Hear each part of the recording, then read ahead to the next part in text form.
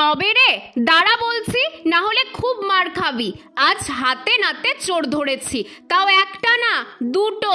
আমার ছাদ বাগানে এখন উৎপাত শুরু হয়েছে, কখনো মা কখনো ভাই তো কখনো বোন, যে যার মতো আসছে আর ধরে ধরে দেখছে। আর বলো না, ছাদ বাগানে একটা ড্রাগন ফল পেকে লাল টুকটুকে হয়ে আছে, আর এই পাকা ফল কে খাবে তা নিয়েই এত অত্যাচার। আর একটু হলেই এই ফলটা শুধু ওই দুজনের পেটেই যেত।